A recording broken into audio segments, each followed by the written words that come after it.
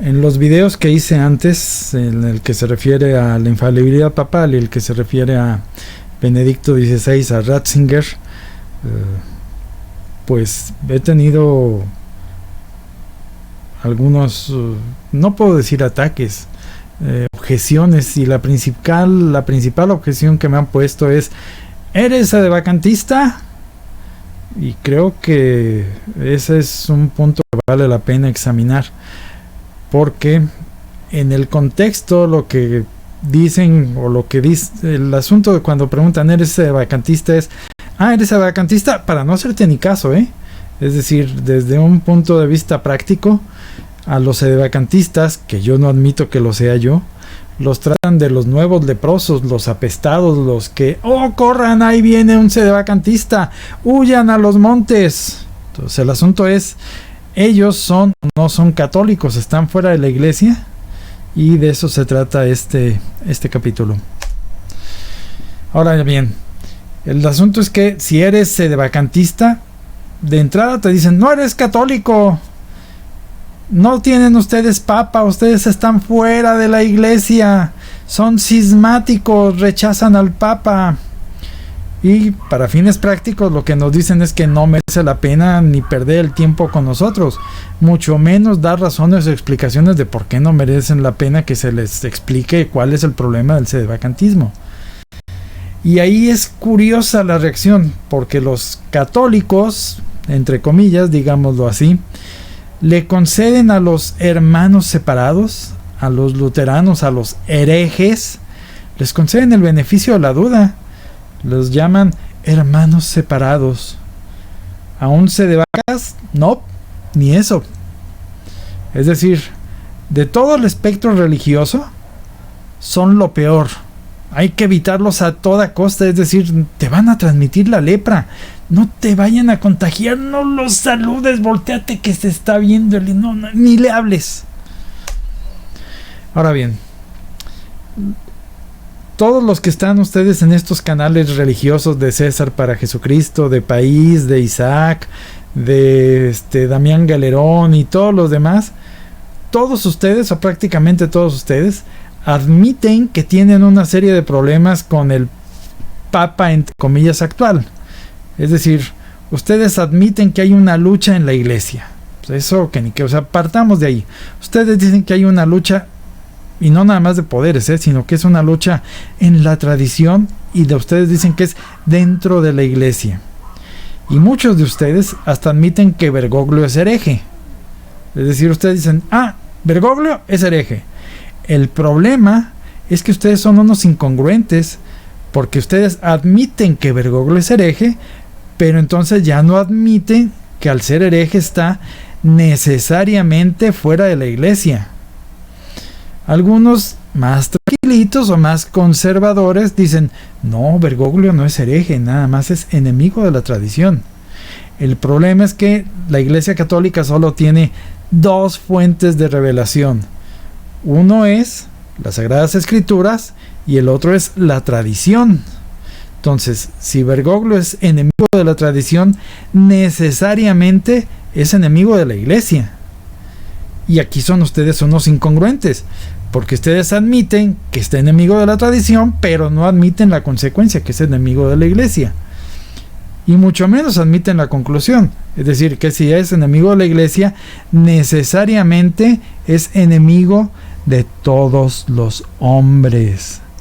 Es decir, Bergoglio es un enemigo de toda mujer y niño que viva en este planeta. ¿Por qué? Porque al negarle la tradición, le niega necesariamente el acceso a la iglesia. A la iglesia se ingresa solamente por dos modos.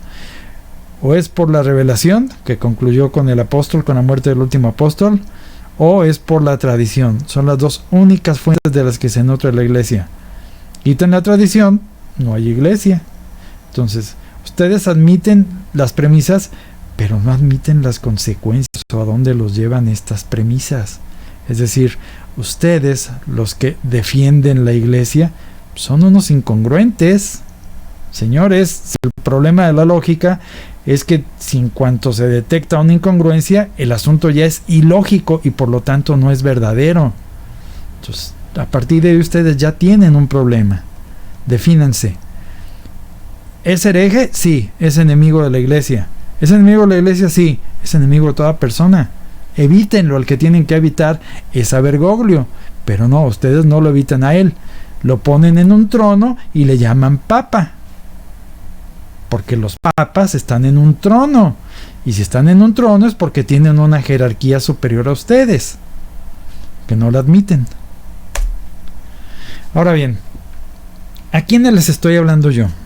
Bueno, si tú eres alguien que tenga menos de 40 años, es decir, tú nunca conociste la misa católica, la misa que tiene 2000 años. Oye, no, la misa en latín no tiene 2000 años. No, pero la misa en latín tiene raíces en los apóstoles, y eso lo dice muy claro el concilio. La misa en latín se funda en la tradición apostólica, y la tradición apostólica tiene 2000 años. Entonces, si tienes menos de 40 años, los únicos papas que has conocido en tu vida han sido los papas conciliares. Y por lo tanto, nunca leíste ni nunca supiste del magisterio anterior de la iglesia.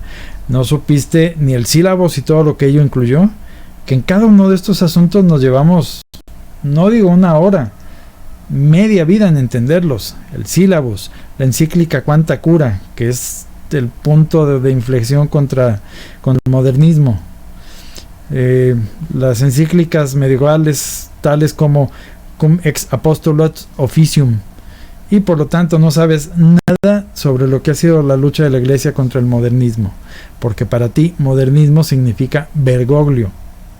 ¿Okay? El único magisterio que has conocido ha sido el de los papas conciliares. ¿Y de estos cuál es el más prolífico? Pues en primer lugar Wojtyla, y luego Ratzinger. Todo lo que hicieron los papas en los otros 19 siglos, no sabes nada. Entonces, para ti, lo único que has conocido en toda tu vida es la iglesia conciliar. Y como tú has vivido ahí toda tu vida, para ti esa iglesia es tu vida. Por lo tanto, esa iglesia es tu zona de confort. Tú no quieres salirte de ahí. Tú estás muy a gusto en la iglesia que dejó Wojtyla. Es decir, para ti el problema es Bergoglio. Los excesos de Bergoglio son el problema. Wojtyla, no, Wojtyla era santo. San Juan Pablo II. Entonces, es el asunto. Para ti el problema no es los problemas empiezan con Bergoglio.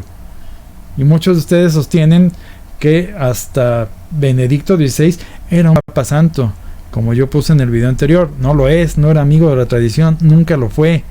Véanlo en el video anterior.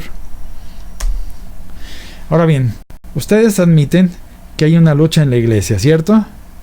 Y muchos de ustedes se dicen defensores de la iglesia y están contra Bergoglio, y contra Casper, y contra Coco Palmeiro, y contra Fray Martín, y contra todos los alemanes que hay hoy en día, ¿sale? Entonces, señores, no se hagan. Ustedes están diciendo, y quizás no lo quieran admitir, que hay una guerra civil en la iglesia. Y si hay una guerra civil es porque necesariamente hay dos bandos, el de los buenos y el de los malos, no hay más. Guerra civil significa guerra entre hermanos, entre gentes intestinas de una misma nacionalidad o de una misma región o ser, de un mismo grupo. La última guerra mundial no era una guerra civil. ¿Por qué? Porque eran alemanes contra franceses, y los italianos contra rusos, y es decir, eran todos contra todos. No era el problema dentro de un país. Y el problema de una guerra civil es que son los mismos hermanos contra los mismos hermanos. Entonces no se quiten esto de la cabeza. Ustedes, y no yo, son los que sostienen que ahorita hay una guerra civil en la iglesia. Y según ustedes están en el bando de los buenos. ¿Cuál es el bando de los buenos? Los que defendemos la tradición. El problema es Bergoglio. Señores, ustedes nacieron ayer, literalmente. Ahora bien, para ustedes este problema de esta revolución social en la iglesia, de esta revolución o guerra civil, solamente puede tener lógicamente tres soluciones. O es un papa verdadero en la verdadera iglesia, o es un papa hereje, que es lo que ustedes dicen que es Bergoglio, en la iglesia católica. Ustedes no admiten que sea un papa hereje en una iglesia hereje. Ahora bien, vamos a reducir esto a proposiciones lógicas. Ustedes solamente puede haber tres combinaciones de estos elementos.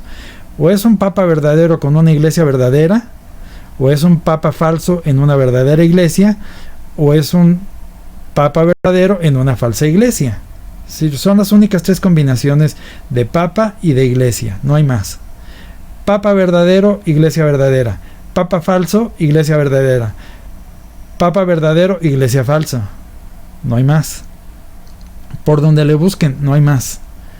Ahora, ya desde antiguo era un refrán teológico y por lo tanto totalmente cierto, es decir, esto es axioma, o para decirlo en términos católicos, esto es un dogma, ubi Petrus ibi ecclesiam, en latín. Traducido, donde está Pedro está la iglesia. Esta es una ley. Donde está Pedro está la iglesia. Así se ha sabido siempre, desde hace 2000 años.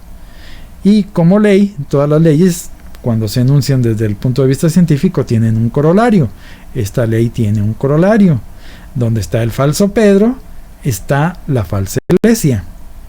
Ahora bien, ¿cuál es el problema de que sea un papa falso en una iglesia verdadera o un papa verdadero en una falsa iglesia?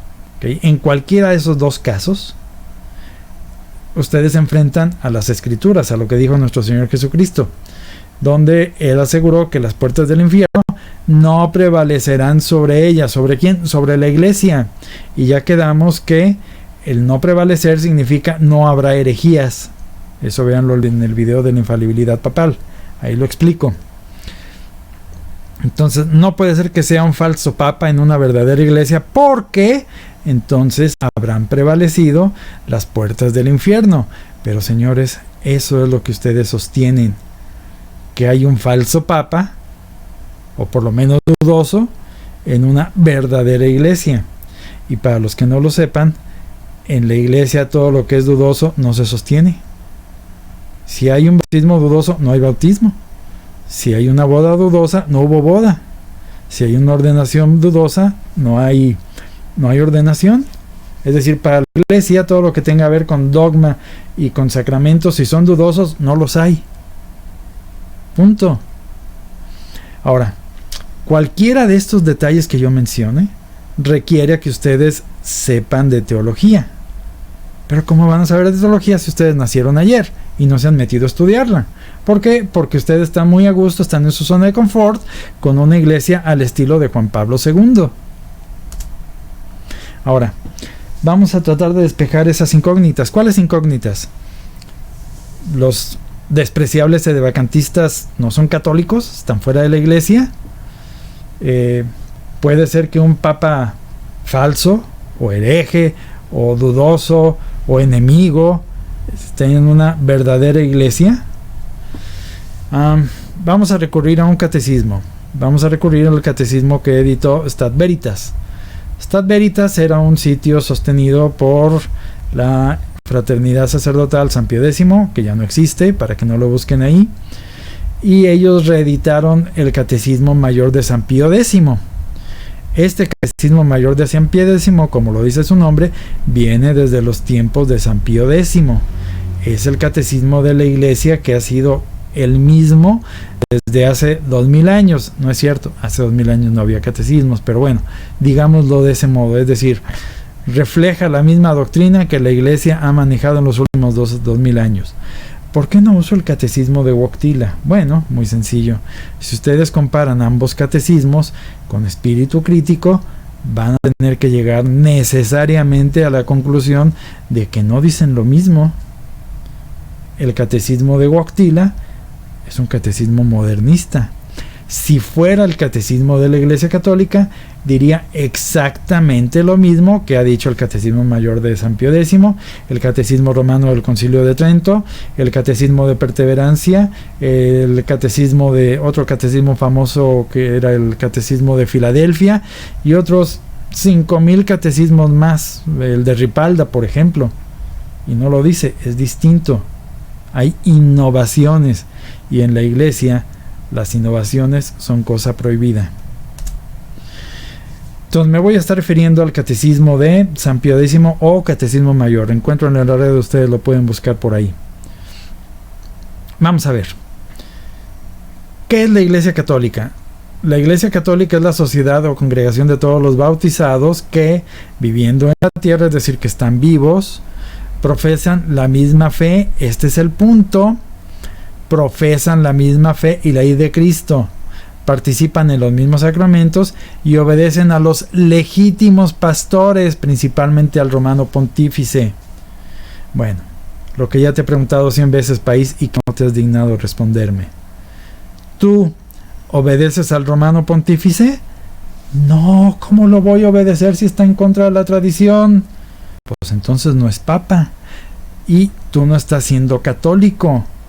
¿Por qué? Porque entonces tú no estás obedeciendo al romano pontífice. Ahora bien, ¿qué es necesario para ser miembro de la Iglesia? Para ser miembro de la Iglesia se necesitan dos cosas. La primera es estar bautizado, y eso no es un requisito indispensable, ¿eh? Para quien diga que eso es un requisito indispensable, no lo es. Tienen que estudiar lo del bautismo de deseo.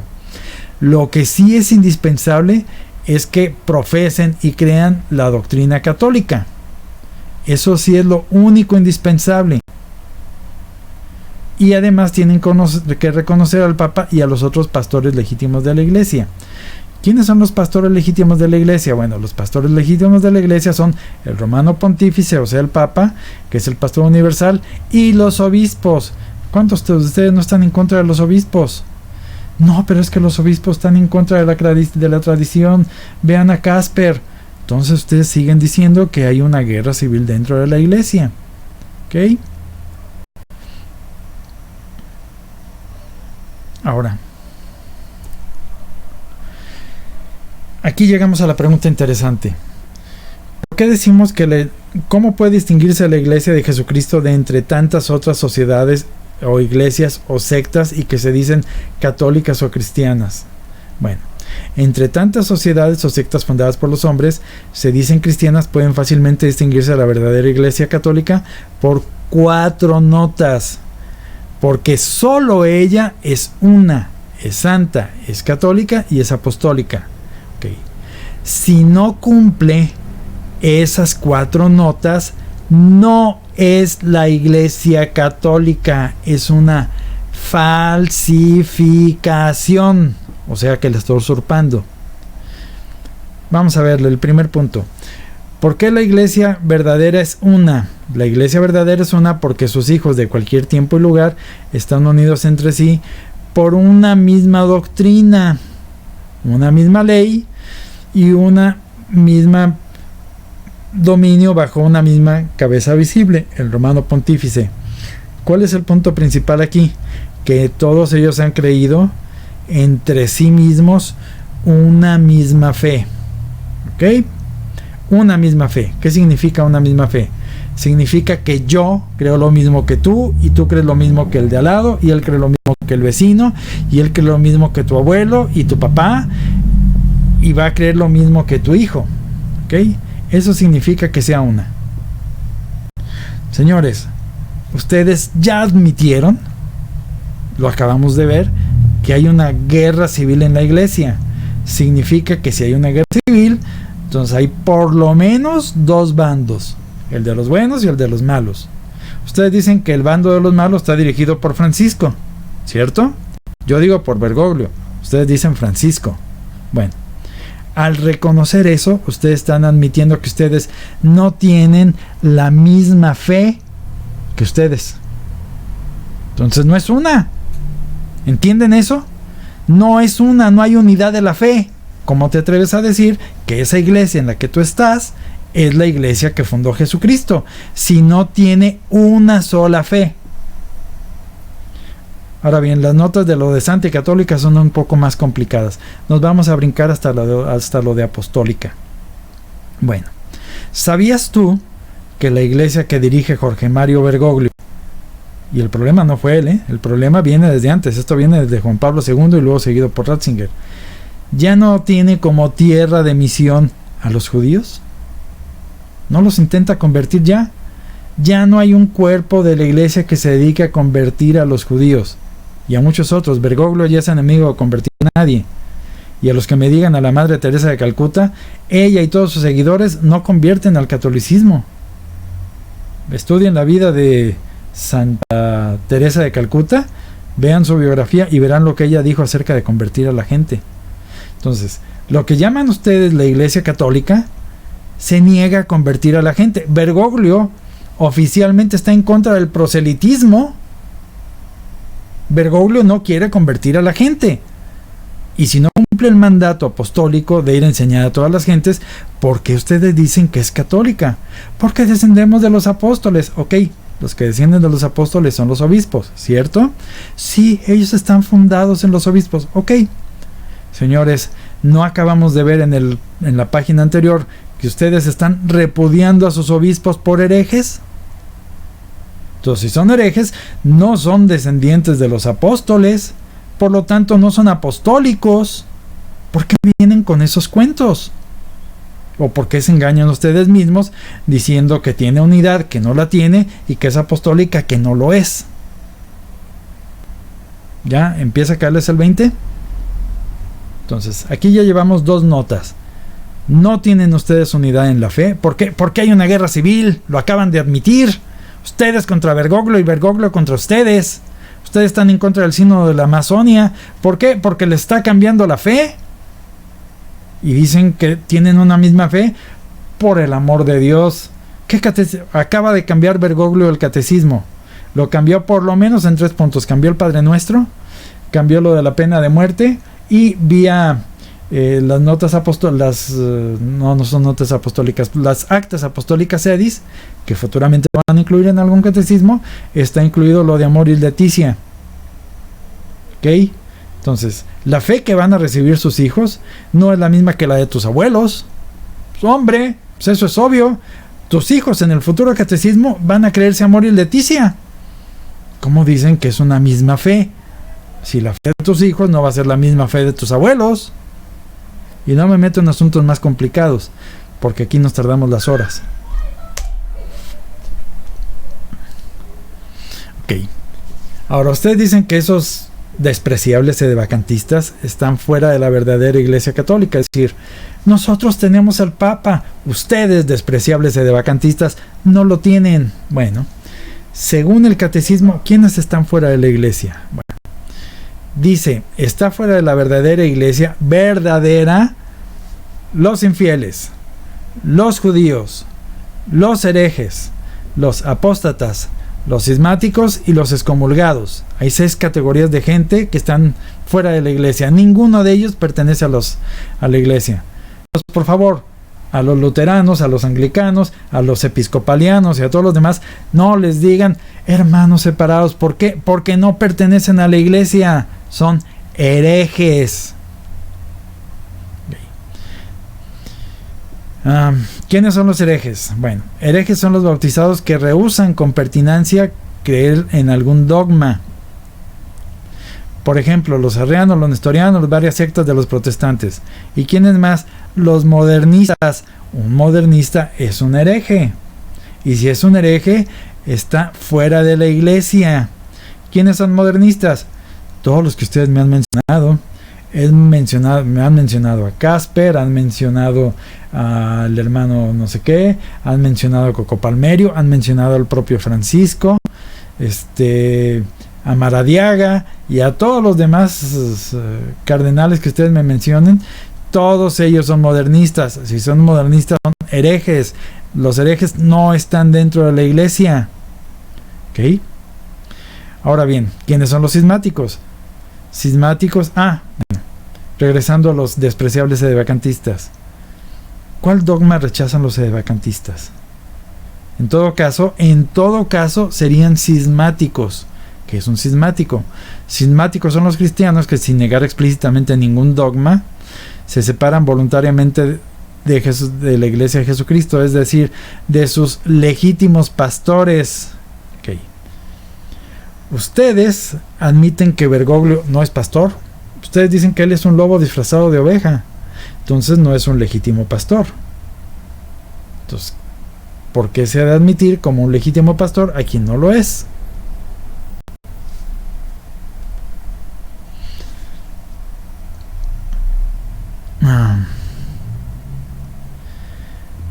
Ustedes admiten el Concilio Vaticano II. Bueno, ¿qué dice la Iglesia acerca de los concilios?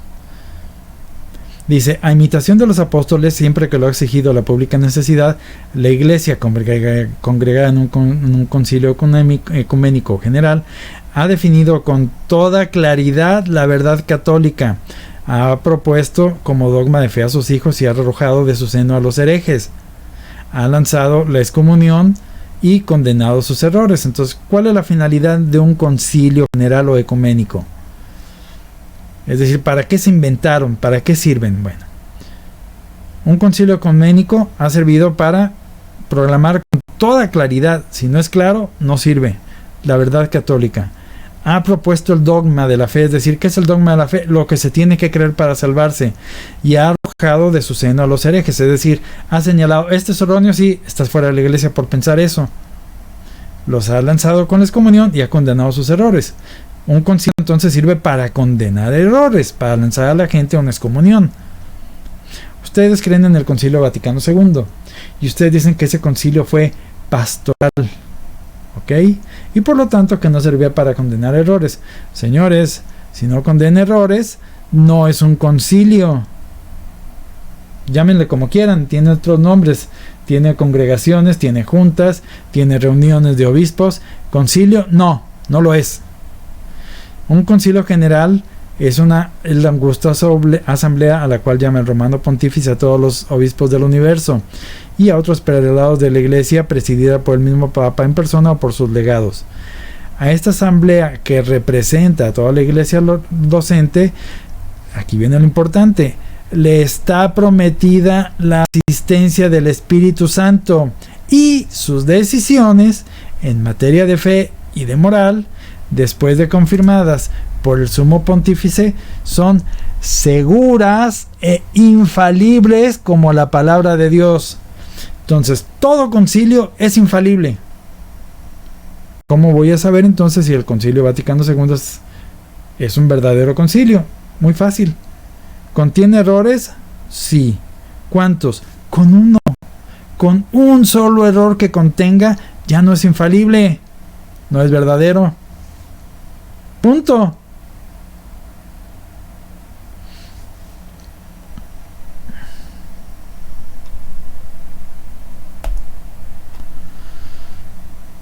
Vamos al asunto de la infalibilidad papal que ustedes niegan. ¿Y cómo lo niegan? Implícitamente. ¿Por qué? Porque ustedes afirman que Bergoglio es descendiente de Pedro. Bueno, el Papa Pío IX, en el Concilio Vaticano I, definió, y está en el video anterior, que a todos los descendientes de Pedro les fue prometida el carisma de la infalibilidad. Ok. Ahora, ¿ha establecido la Iglesia alguna nueva verdad de fe al definir que el Papa es infalible? No, señor. La Iglesia no ha establecido ninguna nueva verdad al definir que el Papa es infalible. Eso es decir, la Iglesia lo ha sabido siempre. Sino solamente ha definido, para oponerse a los nuevos errores, que la infalibilidad del Papa, contenida ya en la Sagrada Escritura y en la tradición, es una verdad revelada por Dios, y por consiguiente que ha de creerse como dogma o artículo de fe. ¿Cómo debe portarse todo católico respecto al Papa? Todo católico, es decir, tu país, tú Isaac, tú Damián Galerón, tú quien seas, es decir, tú lector que estás viendo este video, ¿te dices católico? Sí. Ok, todo católico tiene la obligación de reconocer al Padre como pastor y maestro universal. Y además tienes que estar unido con él de entendimiento y de corazón. ¿Tu entendimiento está unido al de Bergoglio? No. Lo rechazas. Estás en contra de Pedro. Estás fomentando una revolución en la iglesia. ¿Eso es católico? No, no es católico.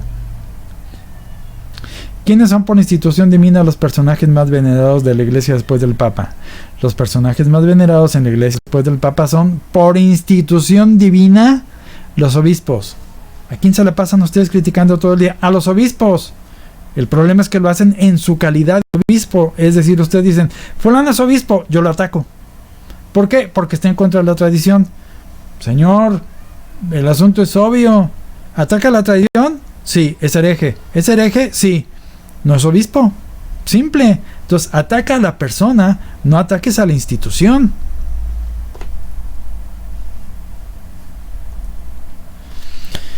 Ahora bien, quedamos que lo más probable es que tú, que me estás leyendo o que me estás viendo, hayas nacido en los últimos 40 años. ¿De qué te has perdido desde que naciste? Bueno, hay una nueva misa, hay un nuevo derecho canónico, hay un rosario mejorado, versión 2, con misterios Illuminati. ¿A alguien aquí le suena la palabra Illuminati? ¿La han oído en algún otro lado? Bueno, pues ese misterio Illuminati está metido en el rosario. ¿En cuál rosario? En el que hizo Wojtyla. Y si todo es nuevo, porque ya tenemos nueva misa, nuevo derecho canónico, nuevo rosario, pues no podía faltar nuevos catecismos. El catecismo de Juan Pablo II y por lo menos el Yucat de Benedicto XVI. Y también, para no fallar, pues hay una nueva liturgia de las horas y hasta tenemos un nuevo ritual de exorcismo, que según los exorcistas actuales no sirve, no expulsa a los demonios, están recurriendo al antiguo ritual en latín. Ahora bien, aquí el asunto es que ustedes, que están en su zona de confort, no se han metido a estudiar nada de esto. Ustedes dan por sentado que la nueva misa ha sido la misa de siempre. No, señores, la nueva misa tiene 40 años. Y ustedes dan por sentado que el actual y venerado derecho canónico que ustedes citan venerablemente es el non plus ultra de la iglesia. No, señores, esa cosa tiene 20 años, mientras que el auténtico derecho canónico tenía 1900 años. Y el rosario de toda la vida, es decir, el que le dio la Santísima Virgen María a este santo, no es el que hizo Wojtyla. El que la Virgen nos encomendó, que nos dio que rezáramos, en su forma abreviada tenía 5 misterios. ¿Ok? 5. Wojtyla le puso uno más. Y para acabarla es un misterio Illuminati. Investiguen esa palabra. Ahora bien, lo que ustedes no se han metido a estudiar es, existen, aunque no lo quieran creer, nuevos sacramentos. Cambiaron todo. Es decir, la iglesia en la que tú has vivido toda tu vida tiene una nueva misa, tiene un nuevo derecho canónico, tiene un nuevo rosario, tiene un nuevo catecismo, tiene una nueva liturgia de las horas, tiene nuevos sacramentos, pero son los mismos que había desde antes. No, no lo son. Sal de tu zona de confort, estúdialo. ¿Les va a tomar tiempo? Sí, les va a tomar tiempo. ¿Quieren ustedes dedicarle este tiempo? No, estoy muy a gusto aquí. A mí me basta con que quiten a Bergoglio y que regresemos a cómo estaba la iglesia cuando estaba Juan Pablo II. Ah, ok. Problema resuelto. Regresen a la iglesia de Juan Pablo II y sigan en su zona de confort. Señores, el problema son todos los papas conciliares. ¿No han notado ustedes cosa rara? Que es curioso que la iglesia en los últimos 400 años solo ha producido un Papa Santo, San Pío X, y en lo que llevamos del Concilio Vaticano II para acá, ¿todos son santos? Oye, no, todavía todos no, pero ya van para allá. Ya introdujeron la causa de beatificación de Juan Pablo I, por si no lo saben. Entonces, ahí tienen a San Juan XXIII, a San Wojtyla, a San Pablo VI. Próximamente no se pierda el estreno de San Juan Pablo I y a Benedicto XVI. Ustedes ya lo están canonizando en vida. Pues no hace falta más. En cuanto se muera, ustedes lo van a declarar santo. Punto. No tiene vuelta de hoja. Ahora, Ustedes dicen que el problema es Bergoglio. No, el problema viene de mucho más atrás. El problema viene desde Juan 23 y su concilio pastoral versión 2. Desde ahí viene el problema. Pero como eso se sale de su zona de confort, ustedes no lo han querido estudiar. Y como les dije, meterse en cada uno de estos asuntos es meterle días, semanas, años de estudio. Necesitan hacerlo. ¿No lo quieren hacer? No. ¿Por qué? Porque nos sacan nuestra zona de confort. Quédense en ella. Entre las cosas que introdujo el Concilio Vaticano II es una nueva misa, ¿cierto? Esta para ustedes es la nueva misa, que tiene toda clase de abusos litúrgicos, pero son abusos, no es lo común. Esa misa es buena cuando se recita adecuadamente. No lo es. Ustedes nunca leyeron lo que escribió el cardenal Ottaviani, el breve examen litúrgico del Novus Ordo. Tienen que empezar por ahí. Tienen que dudar de todo lo que ustedes están viviendo. El problema viene del Vaticano II. El problema no es Bergoglio. Entonces tienen que retroceder ¿cuánto? Tienen que retroceder 50 años para que empiecen a conocer lo que ustedes no conocieron de la Iglesia Católica. No me puedo entretener aquí en el asunto de la nueva misa. Esto nos lleva a las horas. Pero para que lo sepan, la misa a la que ustedes asisten, pues la fabricaron entre 6 herejes protestantes y 2 apóstatas católicos, entre comillas. Todos estos protestantes, George, Jasper, Shepard, Kuhn, Smith y Turian, la fabricaron. ¿Es apostólica? No. Esta misa no viene de los apóstoles. Las palabras de uno de ellos, de uno de los fabricantes de la nueva misa. Dice, Pablo VI llegó a admitir a su buen amigo Jean Guiton su intención de cambiar la misa era hacerla protestante. Jean Guiton, un íntimo amigo de Pablo VI, escribió: la intención del Papa Pablo VI en relación a lo que comúnmente se le llama la nueva misa o Novus Ordo fue reformar la liturgia católica de tal manera que coincidiera con la liturgia protestante. Esto era con una intención ecuménica de Pablo VI de eliminar, o al menos corregir, o al menos mitigar, es decir, hacer invisible en la misa lo que era demasiado católico en el sentido tradicional. Es decir, y repito, hacer que la misa católica se acercase lo más posible a la misa calvinista.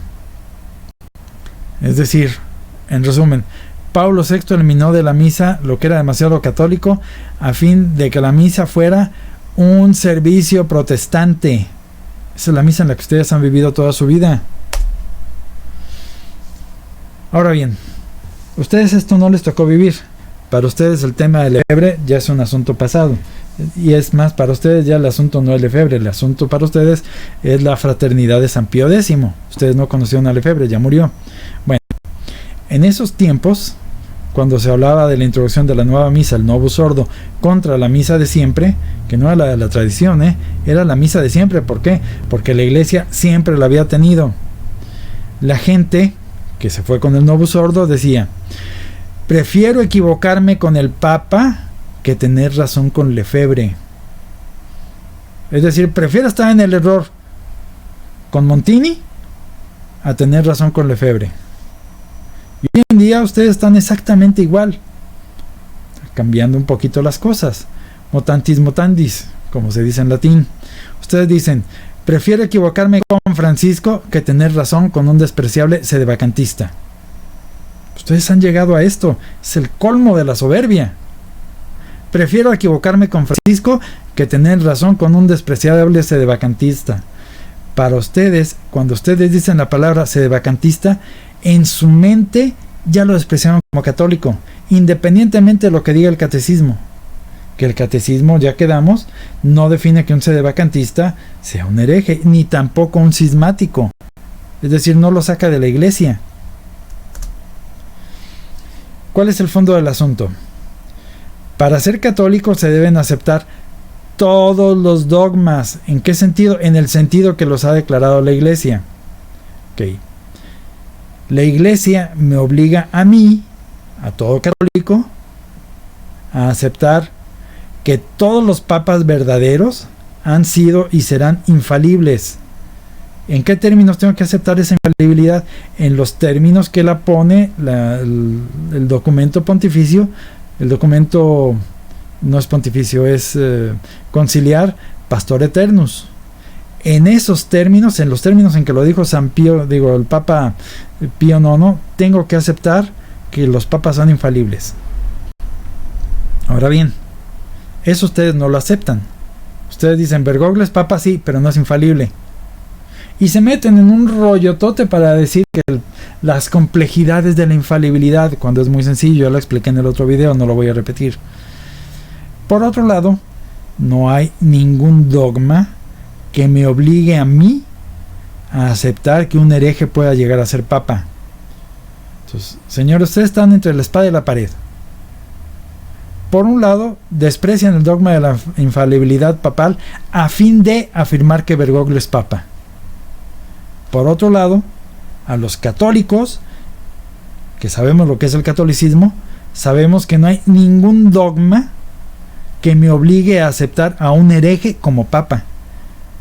Es decir, si yo acepto que Bergoglio es un hereje, estoy fuera de la iglesia. ¿Por qué? Porque estoy negando el dogma de la infalibilidad papal. Entonces, para yo seguir en la iglesia católica, es decir, aceptar todos los dogmas, tengo que negar que Bergoglio sea papa. Si yo rechazo ese dogma, dejo la iglesia. Ustedes prefieren seguir en la institución, pero negar el dogma. ¿Se dan cuenta del problema en el que están? Entonces, ustedes tienen que hacer una investigación. Ustedes tienen que meterse a estudiar el asunto. Y como he dicho en otros videos, no me crean a mí. ¿A quién le pueden creer ustedes entonces si no le pueden creer a nadie? No le pueden creer a País, no le pueden creer a César para Jesucristo, no le pueden creer a Damián Galerón, no le pueden creer a Bergoglio, no le pueden creer al cura de la esquina, no le pueden creer a nadie. ¿A quién le pueden creer? Al magisterio de la iglesia. Por si no lo saben, hay un libro llamado el Detzinger que contiene todo el magisterio de la iglesia. No busquen una edición reciente, ya la alteraron. En las ediciones de estos últimos años las han rasurado. ¿Por qué? Para no tener complicaciones la nueva iglesia conciliar. Busquen una versión antigua y busquen catecismos antiguos. La verdad está ahí afuera. Busquen ustedes por su cuenta los catecismos antiguos, los antiguos Detzinger, y llegarán a la única conclusión posible: Bergoglio no es papa.